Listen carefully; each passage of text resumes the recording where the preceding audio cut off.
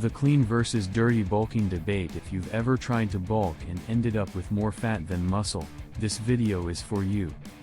Because somewhere along the way, you were told one of two lies, either that you need to eat clean 24/7 to build muscle, or that you should just eat everything in sight and bulk hard. Both approaches can work. Both can fail miserably. And most beginners choose the wrong one for their body, lifestyle, and genetics. Today, we're settling the debate, clean versus dirty bulking, which actually builds muscle better, and which one quietly ruins physiques. Stick around until the end, because I'll give you the one rule that matters more than clean or dirty bulking, and it's the reason most people spin their wheels for years without real progress. What bulking actually means. Before we compare clean versus dirty bulking, we need to kill the first misconception. Bulking is not about food quality first. It's about energy balance.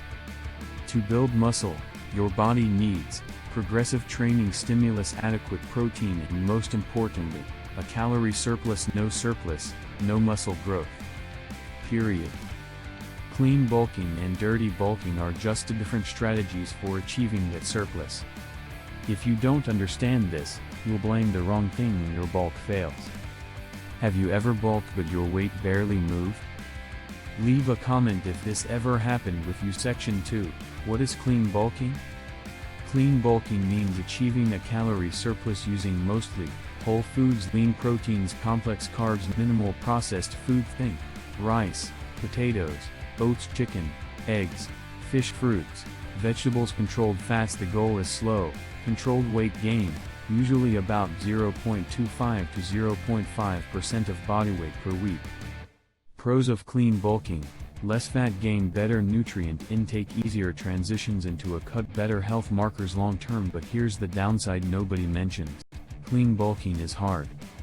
Beginners underestimate how difficult it is to eat enough calories from clean food. They end up undereating, stalling weight gain, blaming genetics. If you're a skinny beginner with low appetite, clean bulking can fail, not because it's bad, but because you can't execute it consistently.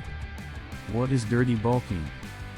Dirty bulking means hitting a calorie surplus using fast food, processed carbs, high fat, hyperpalatable foods, pizza, burgers, fries, pastries, you name it.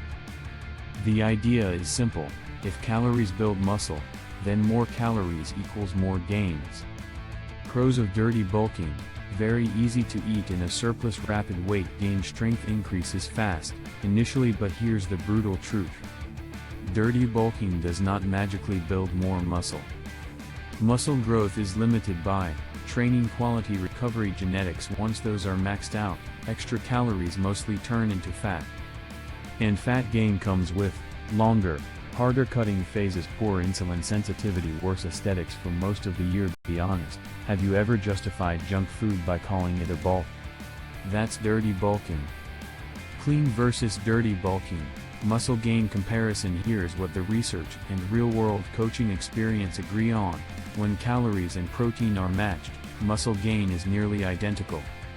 Let that sink in. Clean bulking does not build less muscle.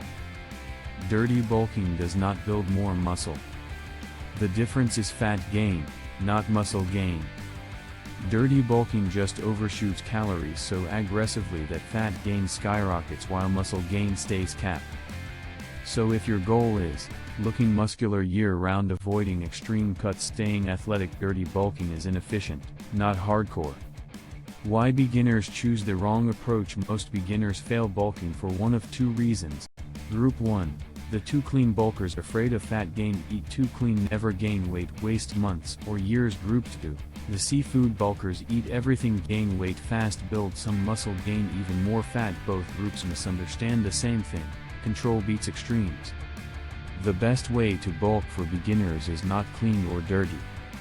It's controlled.